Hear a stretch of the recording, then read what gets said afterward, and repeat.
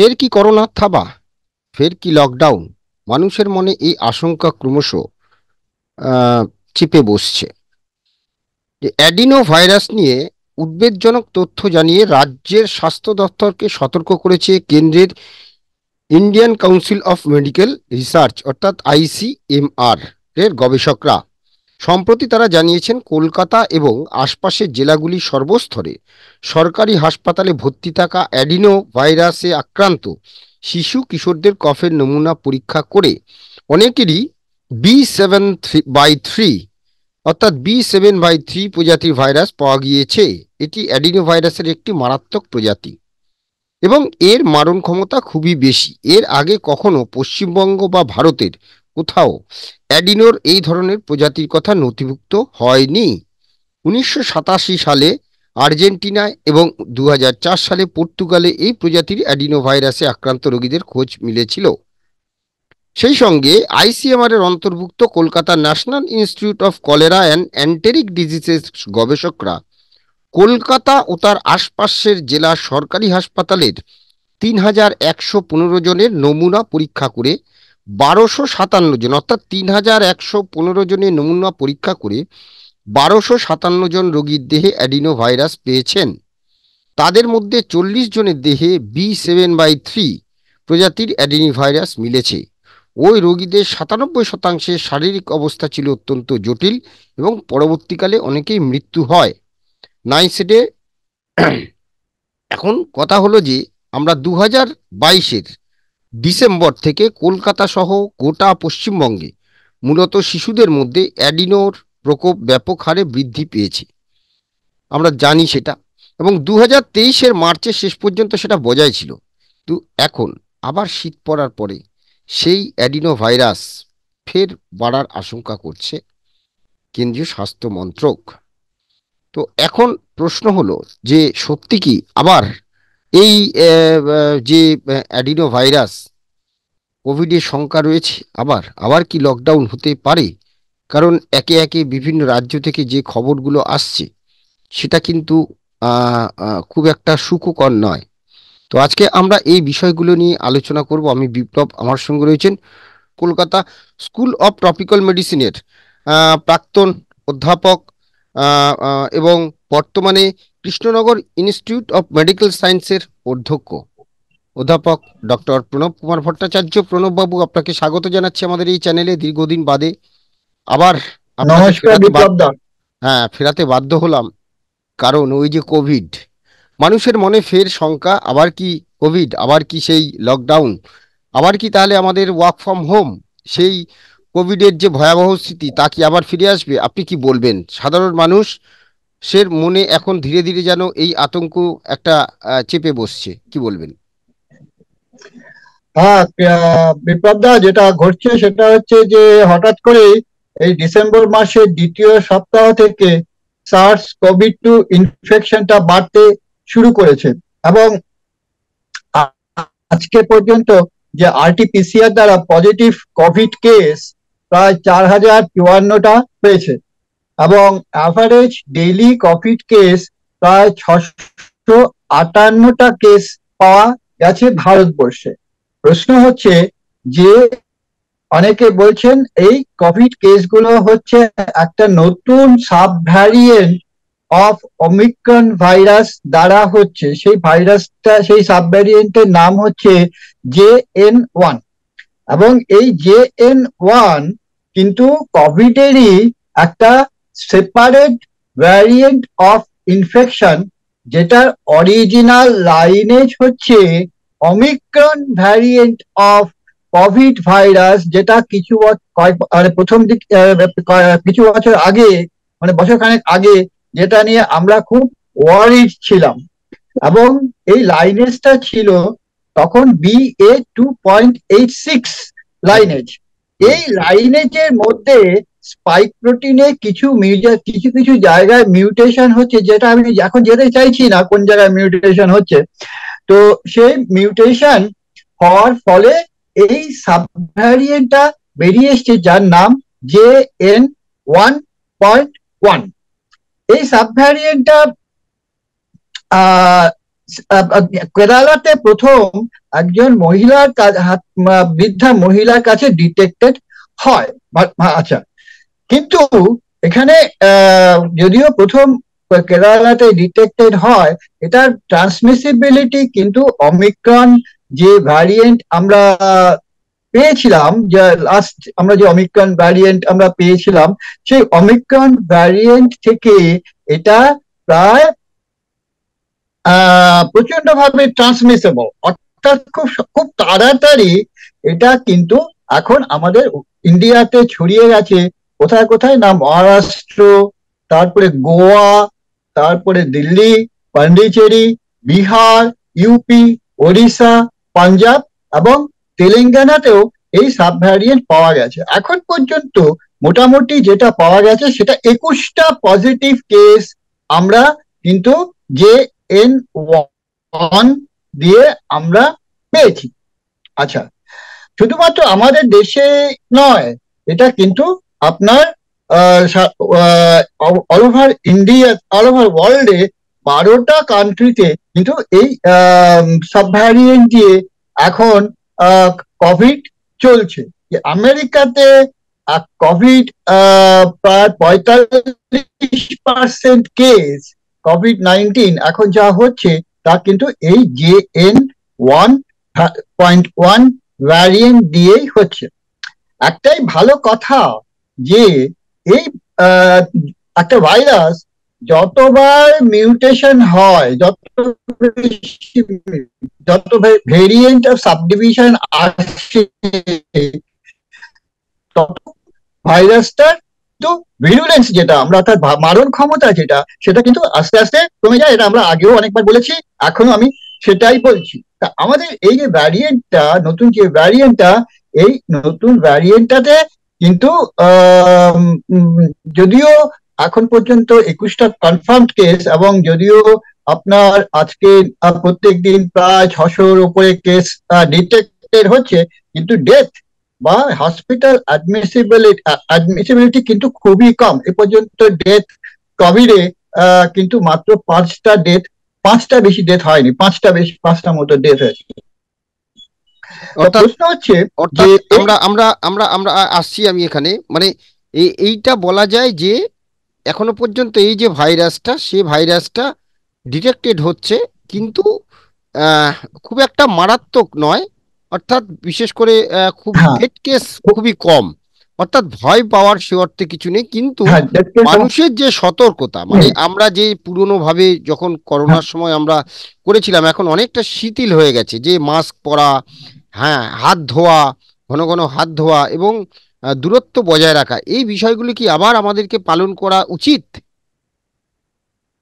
হ্যাঁ, পালন করা উচিত। আমি এই কারণ বলছি যে এই যে ভাইরাসটা, এই ভাইরাসটাতে যেটা মানে এই কোভিড ভ্যারিয়েন্ট যেটা VOC যেটা, সেটাতে বেসিক্যালি যেটা হচ্ছে সেটা হচ্ছে খুব অল্প জ্বর হচ্ছে, খুবই কাশি হচ্ছে, গলা ব্যথা হচ্ছে, মাথা ব্যথা হচ্ছে, ঘাড় ব্যথা হচ্ছে,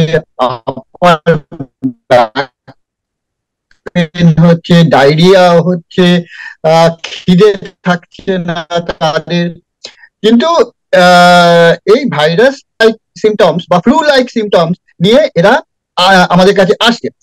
একটাই প্রবলেম হচ্ছে, এই ভাইরাসটা কিন্তু সরাসরি নেসোফ্যারিঞ্জিয়াল রিজিয়নে থাকছে না, এরা সরাসরি চলে যাচ্ছে আপনার লাংসে। অর্থাৎ যারা বুড়ো হয়েছে, 65 বছর বয়সের ওপরে যাদের বয়স হয়েছে, এবং যাদের অন্য কমরবিডিটি আছে, এবং যাদের ইমিউনিটি অনেক কম, মানে কোনো কারণে ইমিউনিটি কমে গেছে, যেমন কিডনি ট্রান্সপ্লান্ট হয়েছে, বা যাদের ডায়ালিসিস চলছে, বা যাদের ক্যান্সার আছে, যাদের ক্যান্সার কেমোথেরাপি চলছে, যাদের অন্য কোমরবিডিটিস যেগুলো যাদের আছে, তাদের ক্ষেত্রে এই ভাইরাসটা কিন্তু নিউমোনিয়া করলেও করতে পারে, ARDS লাইক সিমটম করলেও করতে পারে।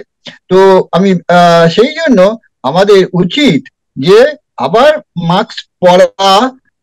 সবাইকে আমি সবসময় কথা বলছি না, কিন্তু যারা মলে যাচ্ছেন, যারা পার্টিতে যাচ্ছেন, যারা একটা ভিড় জায়গায় যাচ্ছেন, যারা সিনেমায় যাচ্ছেন, বা যাদের যারা আপনার কোনো ভিড় জায়গায় জমায়েত হচ্ছেন কোনো কারণে, তাদের কিন্তু মাস্ক পরাটা আবার দরকার, অর্থাৎ সচেতনতা আমাদের দরকার, যাতে মাস্কটা আমরা প্রিকশনারি হিসাবে আমরা যাতে মাস্কটা পরি।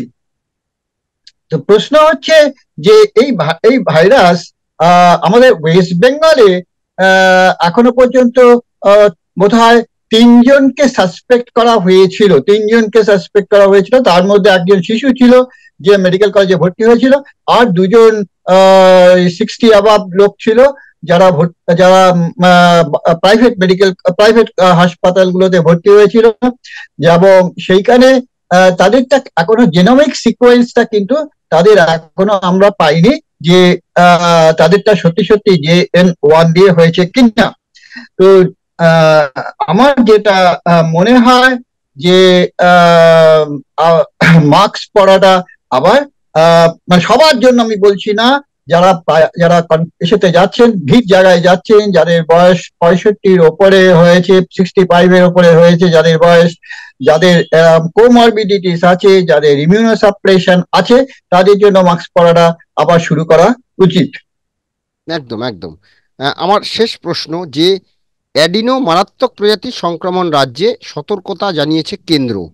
তো যেটা যে উদ্বেগজনক অ্যাডিনো ভাইরাস নিয়ে উদ্বেগজনক তথ্য জানিয়ে রাজ্যের স্বাস্থ্য দপ্তরকে সতর্ক করেছে ICMR এর গবেষকরা। তারা বিভিন্ন জায়গায় দেখেছে এই যে B7/3 প্রজাতির যে ভাইরাসটা, সেটা মারাত্মক প্রজাতি এবং এর মারণ ক্ষমতা খুব বেশি। 2022 সালের ডিসেম্বরে, অর্থাৎ গত বছর ডিসেম্বর, আর আমরা ঠিক এই ডিসেম্বরে দাঁড়িয়ে আছি। গত ডিসেম্বরে কিন্তু আমরা দেখেছিলাম প্রচুর বাচ্চা এতে আক্রান্ত হয়েছিল, এবং 2023-এর মার্চ পর্যন্ত এটা বজায় ছিল।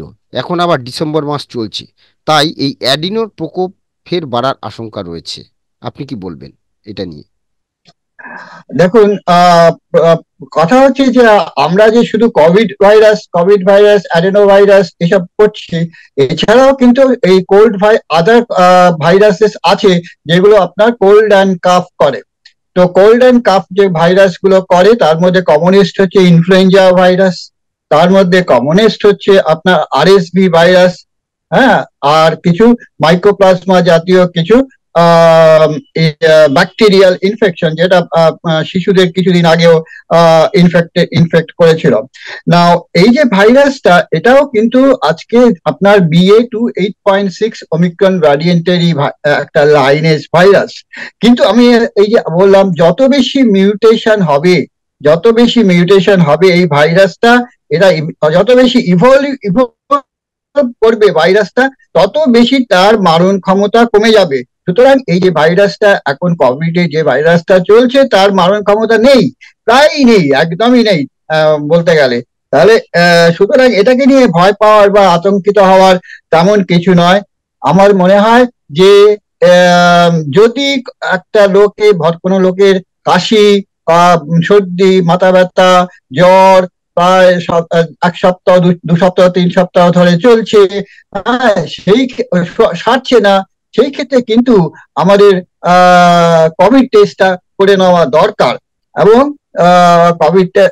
কোভিড টেস্টটা করে আদৌ সেটা কি JN1 দিয়ে হয়েছে কিনা সেটা জানা দরকার।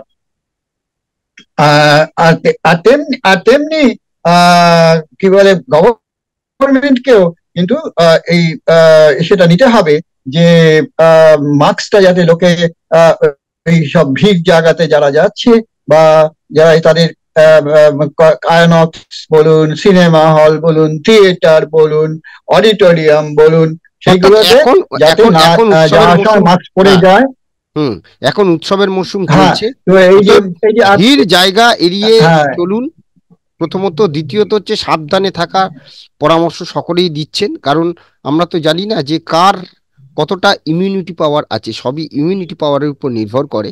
তাই যদি আপনার জ্বর, সর্দি, কাশি বা আপনার ডায়রিয়া জাতীয় এরকম দেখেন, তাহলে অবশ্যই আপনি আপনার করোনা টেস্ট অবশ্যই করিয়ে নিন এবং চিকিৎসকের কাছে যান।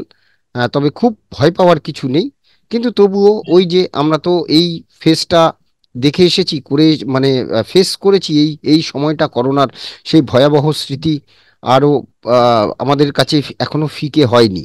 তাই অবশ্যই ভিড় জায়গায় গেলে মাস্ক পরুন, দূরত্ব এড়িয়ে চলুন এবং অবশ্যই ওই যে আমরা হাত ধোয়াধুয়ি যেগুলো করেছিলাম সেগুলো চেষ্টা করুন যতটা সম্ভব করার। তবেই আমরা এই যে ভাইরাসটা ক্রমে ক্রমে ভ্যারিয়েন্ট হচ্ছে এবং তার মারণ ক্ষমতা কমে যাবে। আচ্ছা, এখানে আমি কতগুলো হুম কথা বলি। হুম বলুন।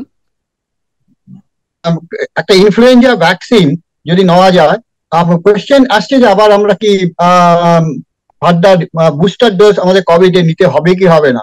না, আমি মনে করি না যে বুস্টার ডোজের কোনো প্রয়োজন আছে, 1 নম্বর। 2 নম্বর হচ্ছে যারা বৃদ্ধ 6 বছর 7 বছরের ওপরে, তারা যদি পারেন তারা একটা ইনফ্লুয়েঞ্জা ভ্যাকসিন নিয়ে নিন। ইনফ্লুয়েঞ্জা ভ্যাকসিন কিন্তু অনেক সময় এই কোভিড এর ইমিউনিটিটাকে বাড়াতে হেল্প করবে। সুতরাং তারা যদি ইনফ্লুয়েঞ্জা ভ্যাকসিনটা নিয়ে নেন, তাহলে আমার মনে হয় একদম অনেক অনেক বেটার, পার্টিকুলারলি একদম একদম তাহলে ঠিক। সবচেয়ে হুম ভালো হয়। এটা নিয়ে এই কোভিড এর ভাইরাসটাকে নিয়ে এত চিন্তিত হওয়ার একটা কিছু নেই, এখনো একদম পর্যন্ত কিছু আসেনি। একদম একদম। আহ, যারা একটু বয়স্ক আছেন তারা ইনফ্লুয়েঞ্জার যে ডোজটা আপনারা নিয়ে নিতে পারেন। তবে ভয়ের কিছু নেই, কিন্তু ভয়ের কিছু নেই বলে সাবধানতার কিন্তু নিতেই হবে। ধন্যবাদ। আমাদের এই আলোচনা নিয়ে আপনাদের মতামত কমেন্টস বক্সে জানান। ভালো লাগলে অবশ্যই লাইক দেবেন এবং ধন্যবাদ আপনাদের। আমাদের চ্যানেল সাবস্ক্রাইব করুন। ধন্যবাদ প্রণববাবু, সবাই ভালো থাকবেন। নমস্কার। বাংলা বলছি চ্যানেলটি সাবস্ক্রাইব করুন এবং সমস্ত অনুষ্ঠানের আপডেট পেতে বেল আইকনটি অন করুন।